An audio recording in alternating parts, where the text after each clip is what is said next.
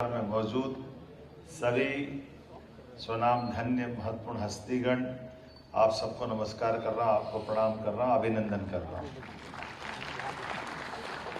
स्वामी विवेकानंद जयंती का शुभ अवसर और इस अवसर पर हमारी प्रतिभाओं के बलबूते पर देश और दुनिया में भारत का मान सम्मान बढ़ाने के लिए यशस्वी प्रधानमंत्री श्रीमान नरेंद्र मोदी जी के नेतृत्व में सभी प्रकार के स्टार्टअप को बढ़ावा देने के लिए जो समिट का आयोजन किया गया, मैं माननीय मंत्री चैतन्य कश्यप जी और हमारी सरकार के सभी लोगों को आपके साथ बधाई देता हूं।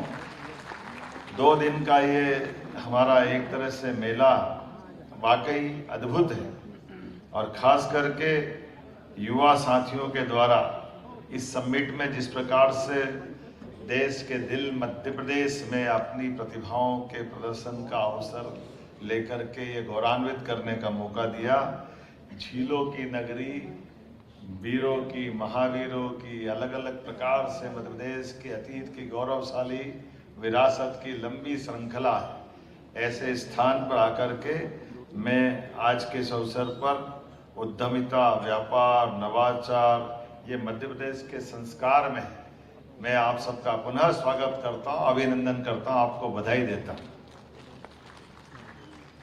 भारत में 6 करोड़ से अधिक एमएसएमई है जो देश की जीडीपी में लगभग 30% योगदान देते हैं।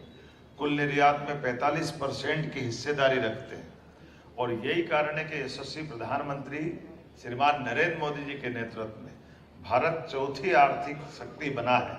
मैं माननीय प्रधानमंत्री जी के माध्यम से आप सबको भी बधाई देता हूँ। अपनी क्षमता, योग्यता के बलबूते पर आज भारत ने मुकाम हासिल किया। इसमें हम सब के साथ आप सबकी इस प्रकार की कुशाग्र बुद्धि वाले तमाम स्वनाम धन्य अलग अलग प्रकार के देश भर के सभी लोगों का योगदान है। मैं जब आपसे बात कर रहा हूं तो सच में मैं अतीत के वो कुछ घटनाक्रम भी याद करते देख रहा हूं। आपको अंदाजा होगा इस बात का, हमारे यहाँ एक बहुत बड़े वैज्ञानिक हुए सर जगदीश चंद्र बसु। उनका अपना नाम, उनके अपने काम और उनकी अपनी सोच। यद्यपि ये बात सही है कि सर जगदीश चंद्र बसु को हमारे अपनी पौधों की संवेदनशीलता के बलबूते पर उनको स्वयं को भी इसमें पुरस्कार मिला था कि हाँ, हमारे पौधों में भी प्राण होते हैं, पौधों के अंदर भी जान होती है और पौधे जहर को महसूस करके पीछे हटते हैं।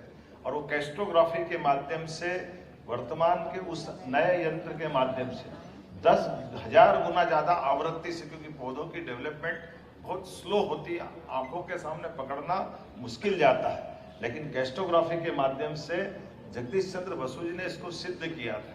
लेकिन केवल इतना ही नहीं था, इसके अलावा भी उनके माध्यम से 1895 में रेडियो तरंगों के लिए खास करके ये जो माइक्रोवेव का जो कलकत्ता के अंदर टाउन हॉल में उन्होंने डेमोन्स्ट्रेशन किया, बाद में मार्कोनी ने उसको अपने पास रखते हुए बाद में नोबेल पुरस्कार भी लिया। लेकिन ये मूल योगदान अगर किसी का था तो जगदीश चंद्र बसु जी का था।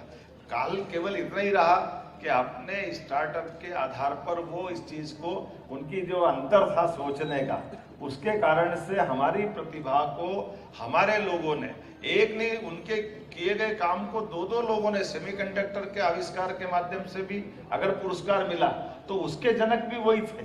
लेकिन बड़े दुर्भाग्य के साथ कहना पड़ेगा, अतीत की घटनाओं के बाद भी, आजादी के बाद स्वतंत्र सत्ताओं ने इसमें नजरअंदाजी की।